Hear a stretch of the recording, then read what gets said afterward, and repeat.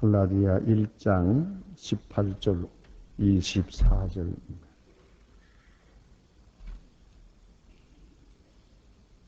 찾으신 대로 저와 같이 한 목소리로 봉독하시겠습니다.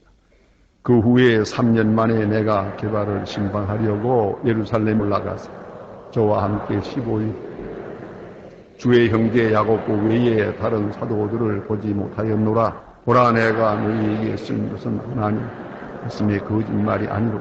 그 후에 내가 주기야 길리기야 지방에 이르렀으나 유대의 그리스도 안에 있는 교회들이 나를 얼굴을 보지 않아. 다만 우리를 핍박하던 자가 전에 하던 그 믿음을 전한 함을 듣고 나를 말미암아 영광을 하나님께 돌리니라. 아멘. 오늘 사명자 사도 바울이 어떤 행로를 통해서 하나님의 사람으로 확실하게 나타나고 있는가를 보여주는 대단히 중요한 말씀을 본문에서 보게 됩니다. 여러분 아시는 바와 같이 사도 바울은 아주 드라마틱한 특별한 경험을 통해서 이제 주의 부름을 받습니다. 예수 믿는 사람을 죽이려고 다메섹까지 쫓아가다가 담이 가까웠을 때에 예수께서 그를 정오에 아주 대낮에 부르십니다. 사울아 하고 개인적으로 이름을 불러서 바울의 그 악한 행위를 정지시켰습니다. 그리고 그를 불러 하나님의 사람을 삼았습니다. 이 다메섹 도상에서 예수님을 만난 사건은 굉장히 중요한 것이고 어떤 의미에서 세계의 역사를 바꾸어 놓았습니다. 바울 한 사람의 생애만 바꾼 것이 아니고 세상의 역사를 바꾸어 놓은 엄청난 사건입니다. 사도 바울은 이 예수님과의 만난 이 경험, 그것을 한평생 증거하라 합니다. 여러분은 어떤 경험이 있습니까?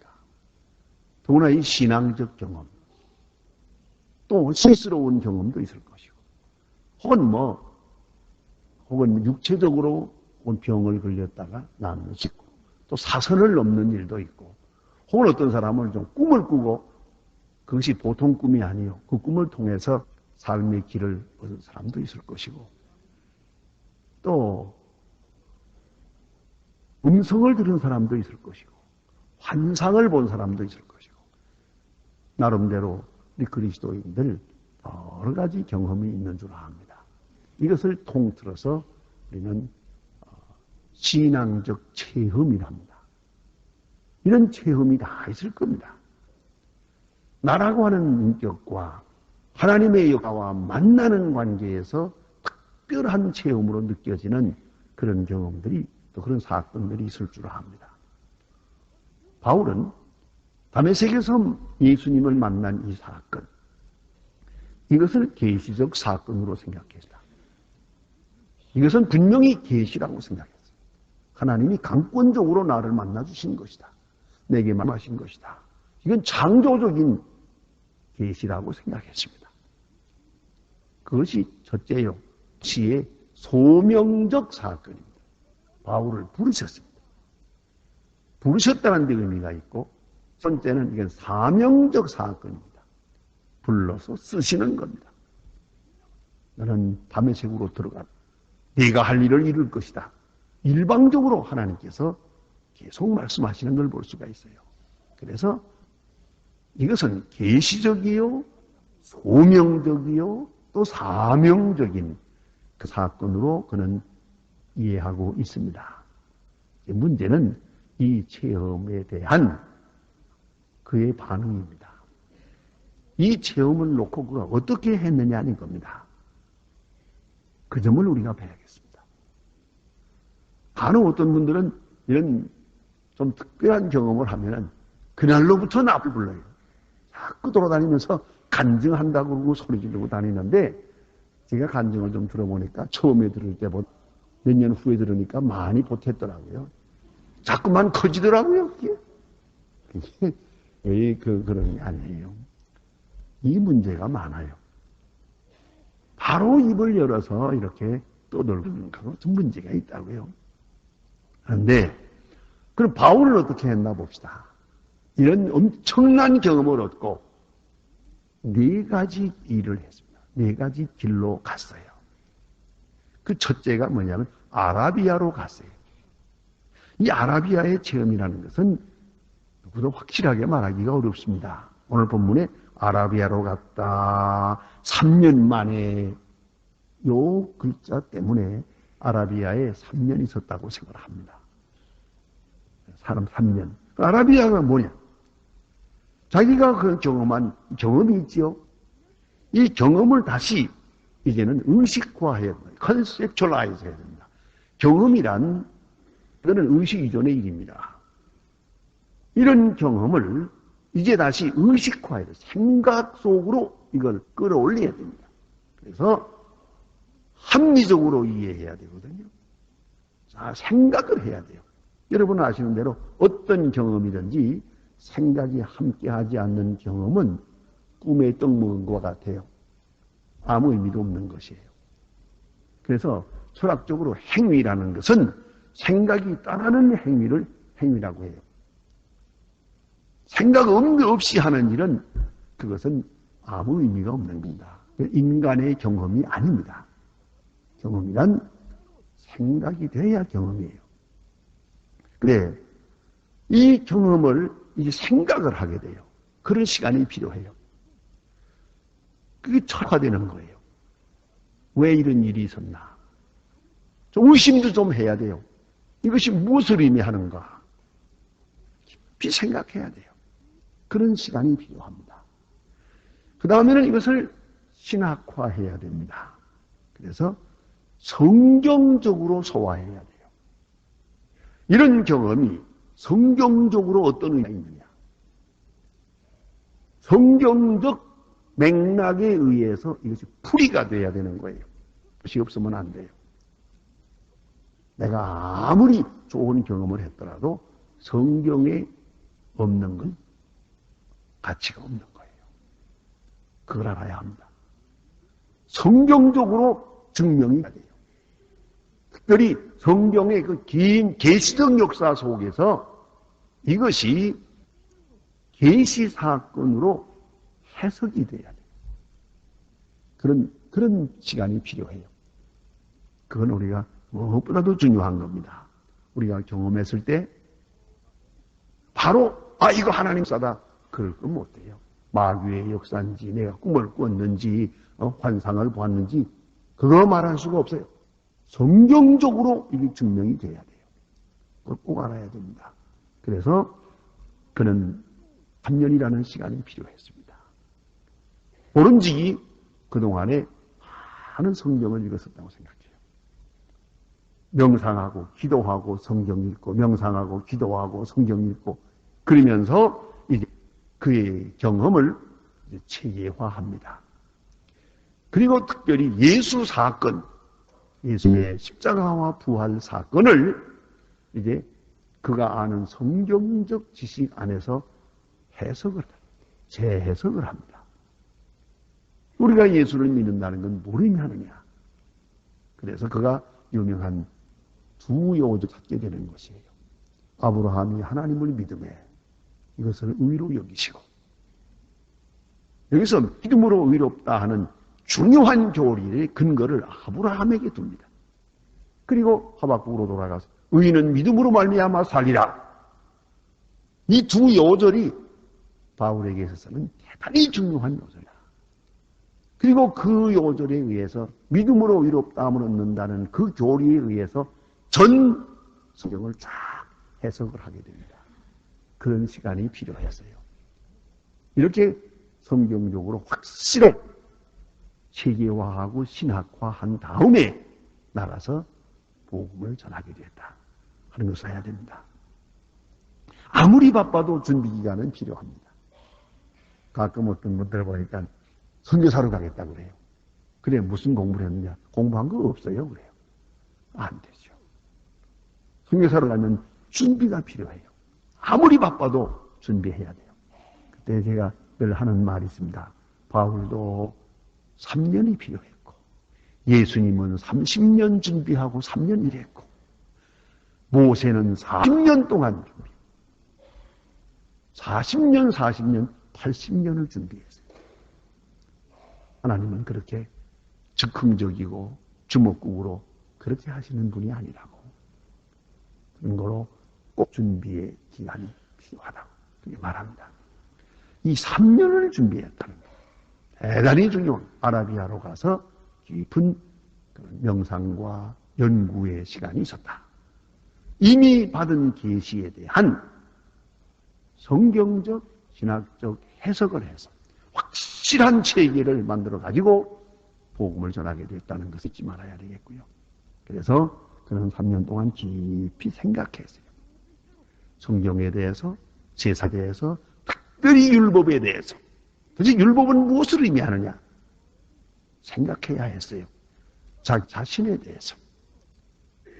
깊이 생각을 하고 확실한 대답을 가지고 출발합니다. 또 하나는 하나님과의 관계입니다. 하나님을 더 가까이 만나고 싶어서요.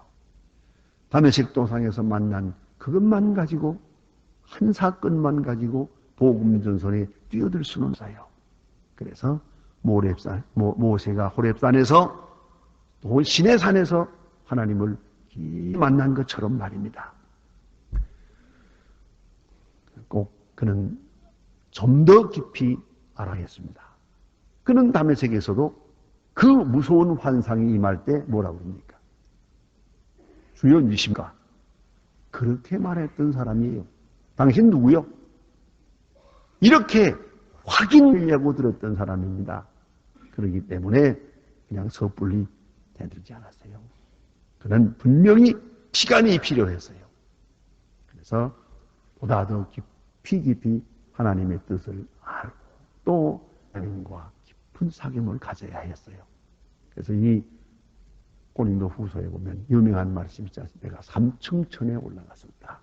말로 할 수 없는 것을 경험했다. 하늘나라에 가서 주님을 뵙는 그런 체험까지 다 했어요. 이렇게 확실하게 해놓고 그 다음에 복음 전선에 뛰어들었다는 것을 잊지 말아야 한다. 그 다음에 두 번째로 가는 것이 어디냐 하면 다메섹입니다. 다메섹커스. 지금 다메섹커스라고 그러죠. 다메섹인데 다메섹 도상에서 그가 예수를 만나지 않았습니까? 예수 믿는 사람을 다 잡아가지고 예루살렘으로 가서 고소하려고, 한마디로 말하면 스데반을 죽인 그 사람으로서 예수 믿는 사람들을 아예 말살해버리려고 한 거예요. 그런 마음으로 다메섹으로 가다가 예수님을 만났죠. 이제 예수님을 만나가지고 그가 예수가 구준 것을 알고 예수가 부활하신 것을 알았거든요. 알고 마음을 확 돌려가지고 방금 예수는 하나님의 아들이라고 증거했죠. 다메섹에서 전도를 했단 말이에요. 전도했더니 아무도 안 믿어요. 더구나 예수 믿는 사람들이 다 도망가요. 저 사람이 또 저러다가 다 모여서 또 다 잡으려고 무슨 또 간첩 행위를 하나, 무슨 못된 짓을 하려나 의심을 해요. 아무도 믿어주질 않았어요. 애는 많이 썼습니다만은 몇 사람은 믿어주었지만 전반적으로 받아주질 않아요. 그래서 안 되겠다 생각해서 다메섹으로 아라비아로 간 것이란 말입니다. 그러니까 한마디로 말하면 체험하고 중생하고 바로 나가서 복음을 전했더니 안 믿더라고요. 아마도 이렇게 말할 수가 있어요. 경험하고 바로 나가서 말하면은 간증될 수가 있어요. 그러나 설교는 안 돼요. 또 조금 더 어려운 말로 말하면 간증은 되지만 변증은 안 돼요. 복음을 변명할 수 있는 능력은 없어요. 그걸 알아야 합니다. 예? 내가 이런 것을 보았어. 여기까지는 말할 수 있지만 이것이 성경적으로 이런 의미를 가졌습니다. 이것이 당신들에게도 이런 의미가 있습니다. 그건 말 못해요. 거기까지는 할 수가 없어요. 그렇기 때문에 처음에 중생하자마자 복음을 듣자마자 나가서 복음을 전하려다가 실패했단 말입니다.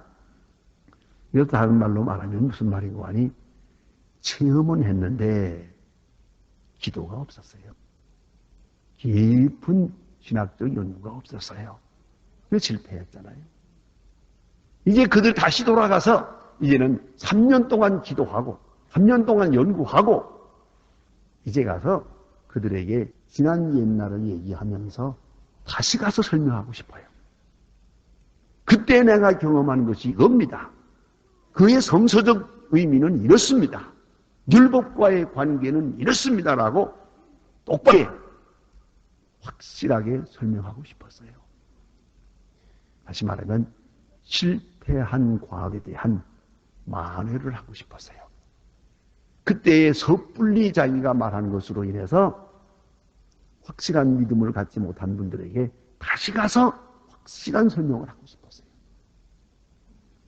이것이 바울의 마음이요. 얼마나 중요합니까? 다시 말하면 기도 없이 행한 일에 대한 이제 기도 후에 말하고 싶었어요. 기도 없이 간증해 놓고 오늘 기도하고 가서 다시 말하고 싶었어요. 이것이 바울의 마음이었습니다. 대단히 중요하지 않습니까? 이런 얘기가 꼭 필요하다는 말입니다. 여러분 어떤 때 보면 그런 분들 많아요. 자기가 경험했다고 그래서 그냥 말해버려. 꿈꾼 얘기, 본 얘기, 환상 본 얘기, 뭐 환청 들은 얘기 다 해버리고 나는데 그 후속 결과는 전혀 하지 않아요. 그 사람이 들어서 어떻게 들는지 이것이 무엇을 의미하는지 전혀 고려되지 않아요. 그러니까 저희 말하면 덕을 끼치지 못해요. 그래서 우리가 이 간증이라는 거 조심해야 되고 이런 깊은 연구나 기도 없는 간증은 조금 자제할 필요가 있어요. 그걸 알아야 됩니다. 이런 어떤 때 또 내가 기도해서 병 고쳤다고 합시다. 병 고치자마자 희한하니까 그래서 내가 병 고쳤다 하고 소리 그것까지는 좋은데 뭐라고 하는지 아세요? 병원에 가지 마 그럽니다. 믿음이 없어서 병원에 가는만 나는 낫는데 이러고 돌아가면 어떻게 되는 거예요? 그러니까 이게 병 나았다는 것이 무엇을 의미하는 것인지 그게 성서적으로 어떤 의미를 가지는 것인지 생각하고 말해야지. 기도하면 병 났습니다라고 부르시면 어떻게 되는 거예요 도대체가? 그러면 누가 죽어? 죽을 사람이 누구예요 그러면? 병 걸릴 때마다 다 살았다고 부르짖을 텐데 그 큰일이네요 그렇게 되면. 그렇잖아요? 그러니까 이 기도 없이 하는 말이라는 건 참 좋지 않아요. 그러면 내가 기도 없이 말했다가 잘못했거든요. 그럼 다시 기도했으니까 이제는 그때 잘못 말한 사람들을 다시 찾아가서 오해를 다시 풀어줄 의무가 있잖아요. 참 대단한 사람이에요. 다시 다메섹으로 돌아갔다. 너무너무 좀 귀한 말씀이에요. 그까지는 잘 모르고 바울을 무서워하고 바울을 핍박한 사람들이 있거든요. 그것은 바울이 엉뚱한 소리 하니까 아니 예수 믿는 사람을 고발하려고 왔던 사람이 또 휙 돌아가고 예수 복음을 전한다고 또 들고 다니니까 오해가 많았죠. 그리고 또 자연히 유대교 사람들이 핍박을 했죠. 이제 바울은 다시 돌아가서 그렇게 내가 유치할 때 잘못 말해서 나를 핍박하기도 하고 오해했던 분들에게 가서 확실하게 전하고 싶었어요. 당신들이 나를 핍박한 것 그저 몰라서 한 일이니 내가 이 시간에 다시 설명을 하겠다고 자세하게 일러드리고 싶어서예요. 또 한 가지는 또 중요한 게 있어요. 그 바울이 핍박 거기서 죽을 뻔했잖아요. 그럴 때 그가 광주리를 타고 나왔어요. 기독교인들이 그를 살려주었어요.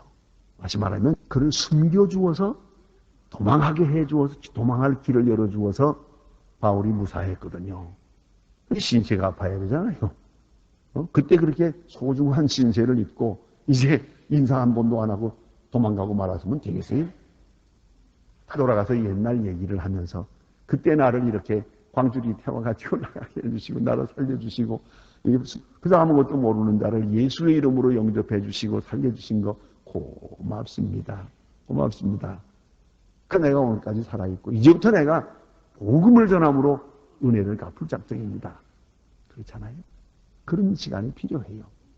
그러니까 대개 보면 그래서 나쁜 기억은 자꾸 오래 가지고 있으면서 고마워할 일은 다 잊어버려요. 고마웠던 일을 다시 생각해서 몇 년 후에라도 돌아가서 그때 참 고마웠습니다라는 말을 할 줄 알아야 그게 진정한 그리스도인의 인격이 아니겠습니까? 자, 그 다음에 세 번째는 어디로 갔느냐? 예루살렘으로 갔어요. 예루살렘으로.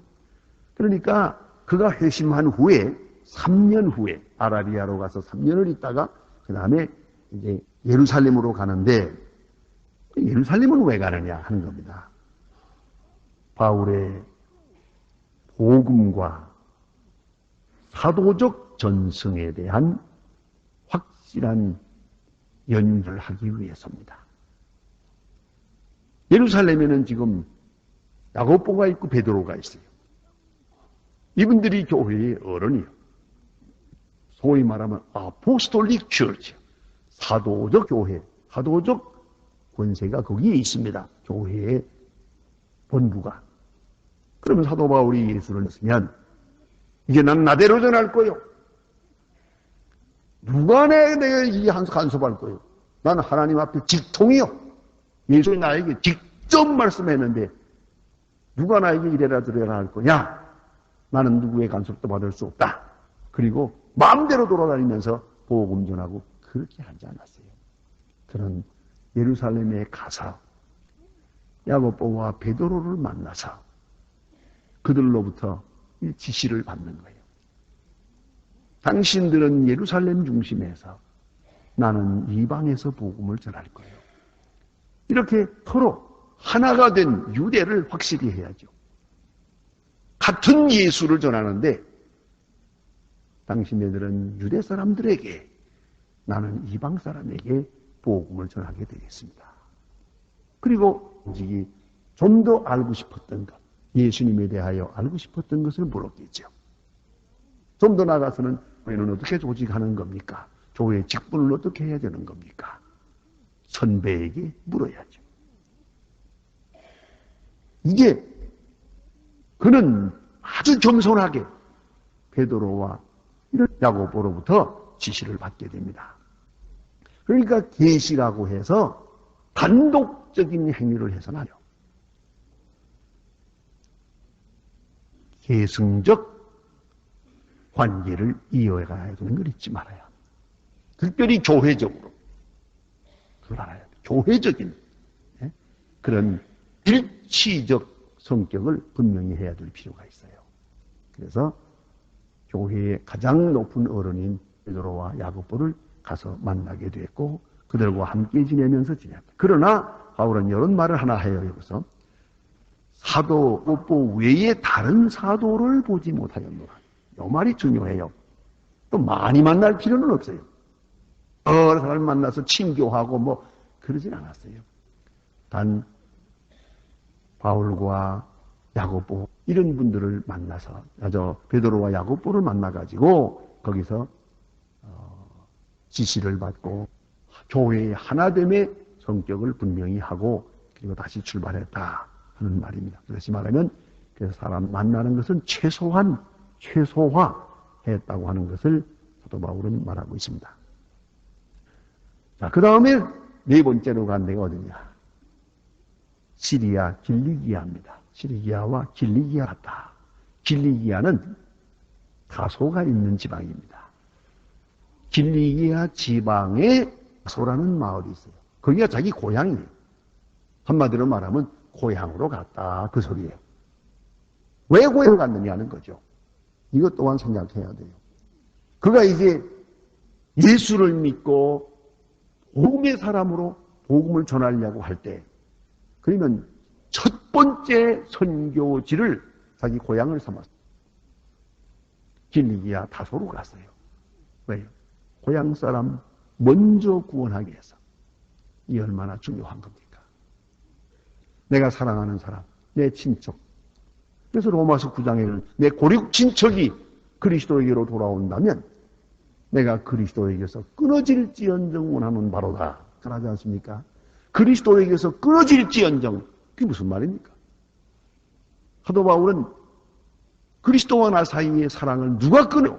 사망이나 곤고나 기근이나 환난이나 핍박이나 모든 것으로도 끊을 수 없다. 그 무엇도 와 그리스도의 사랑을 끊을 수 없다고 말했어요. 그렇게 소중히 여깁니다만은, 그러나 내 친척이 다 주님 앞으로만 돌아올 수 있다면 그리스도에게서 끊어져도 좋다. 무슨 말입니까? 이것은 육적 죽음을 말하는 게 아니에요.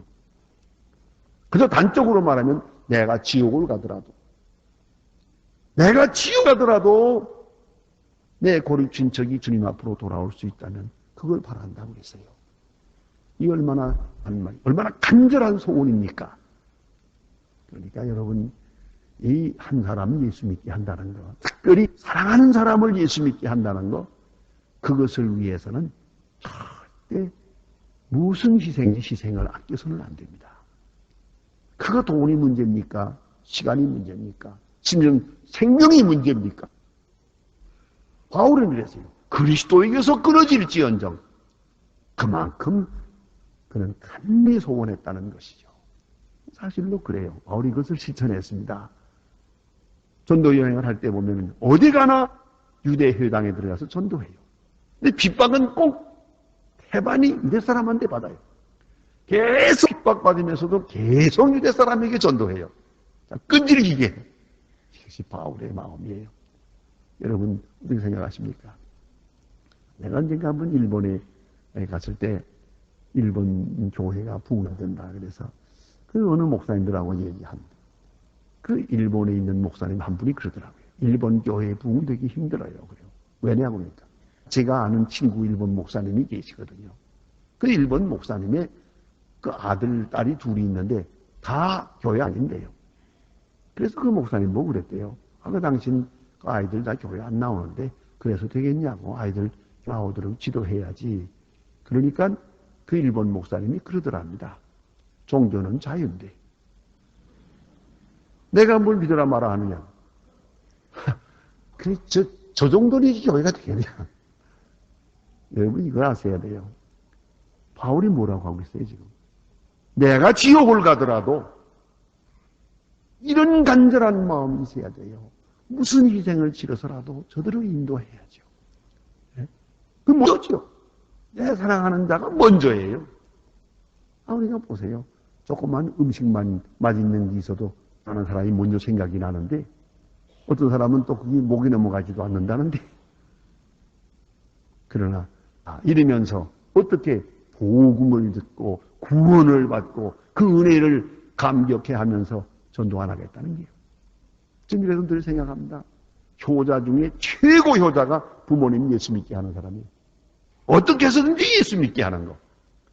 그 천당 보내드리는 거 최고지. 효도광광 이래봤자 뜻도 아닌 게 피곤하긴 하지. 안 그래요? 천당 가는 게 제일이지 무슨 소리예요?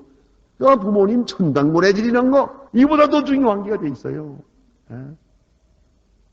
그런데 우리는 사랑하는 사람이라고 하면서 사랑하는 사람에게 전도하는 안타까운 마음이 없어요. 그건 참 유감이죠. 바울은 고향으로 갔어요.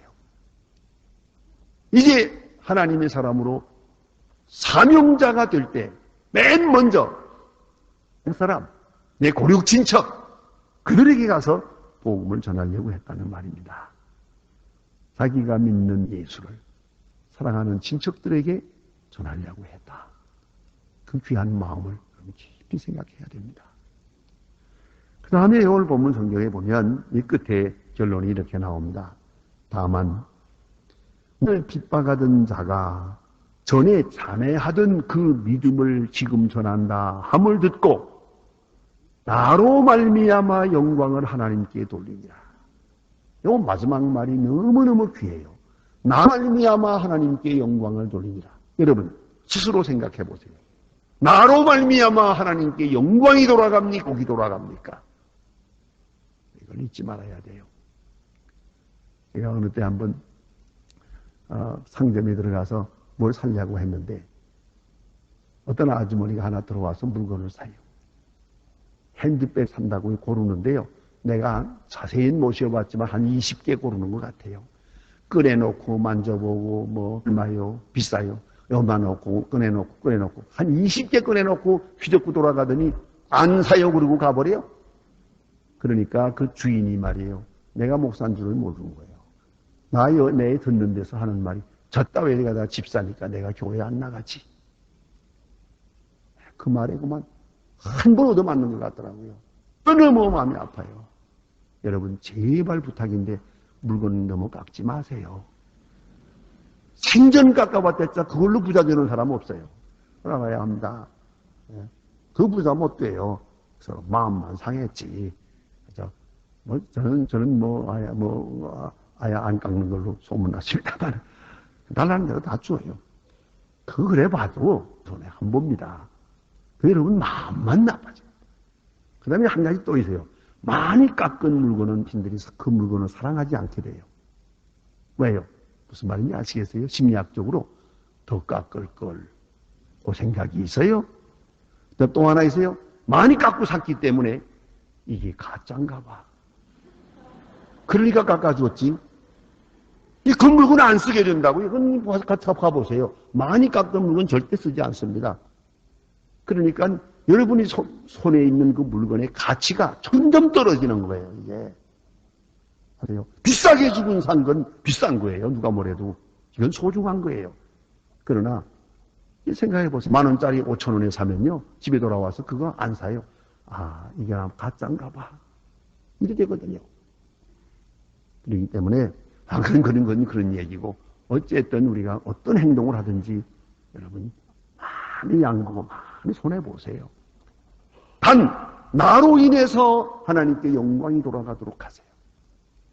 나로 인해서 혹이라도 그 소중한 예수의 이름을 그렇게 망치지 마세요. 참으로 문제예요. reputation. 아주 내 소문이 어떻게 나고 있나? 나로 인해서 어떻게 되나? 내가 늘 기도합니다만 다른 사람 때문에 내가 손해본 것은 열심히들 카운트해요. 그건 기억한다고요. 아, 누구 때문에 내가 뭐죠. 하지만 나 때문에 다른 사람이 손해본 건 까맣게 잊어버리고 있어요. 그걸 잊지 말아야 돼요. 다시 말하면 내가 피해자가 아니라 가해자 되고 있다는 걸 잊지 말아야 돼요. 예수 믿으면 정말 손해서 모아야 됩니다. 어떤 분 처음 예수 믿고 얼마 후에 나보고 그러대요. 난 예수 믿어서 손해가 많습니다. 그래요. 왜요? 전에 같으면 내가 이렇게 했는데 이악스럽기도 하고 보기도 하고 했는데 이걸 내가 다 양보하다 보니까 손해가 많다 그래요. 그래서 내가 그랬습니다. 아무 걱정하지 말고 좀 더 손해보시오. 불평까지도 하지 말고 손해보시오. 하나님이 채워주실 거예요. 그걸 잊지 말아야 돼요. 나로 인하여 하나님께 영광이 돌아갔느니라. 전에 예수 믿는 사람을 핍박하던 사람이 오늘 예수를 전하게 됐거든. 그것도 열심히 활발하게. 그러니까 소문이 쫙 퍼질 때 나로 인하여 하나님 영광이 돌아갔느니라. 얼마나 귀한 말씀입니까? 영국의 유명한 원리며 무신론자였던 마가리찌라고 하는 사람이 있습니다. 사람이 인도의 칼커타에 여행할 때 테레사 수녀를 만나게 됩니다. 3일 동안 수녀와 함께 하게 됩니다. 이 사람은 철저한 무신론자입니다. 그러나 그가 기독교인이 됐습니다. 테레사 수녀를 3일 동안 보고, 왜냐하면 이렇게 설명합니다. 그런 책에서 이렇게 쓰고 있습니다. 기독교 신앙의 깊이는 알 수 없으나 무엇이 한 인간의 생애를 그토록 온전히 헌신케 하였는가? 자기를 버리고 온전한 헌신을 할 때에는 무엇인가 이웃을 것이다. 그래서 나도 예수 믿겠다고 그랬어요. 한 사람의 진실한 헌신, 많은 사람에게 이런 감동을 주는 것이에요. 그러니까 나로 인하여 하나님께 욕이 돌아가는지, 나로 인하여 하나님께 영광이 돌아가는지, 내 말로 인하여 많은 사람에게 은혜가 끼쳐지는지, 내 말로 인하여 상처를 입는지 깊이 생각해야 됩니다. 바울의 이 깊은 말을 잊지 마세요. 바울에 대한 고백. 나로 인하여 하나님께 영광을 돌리게 되었다.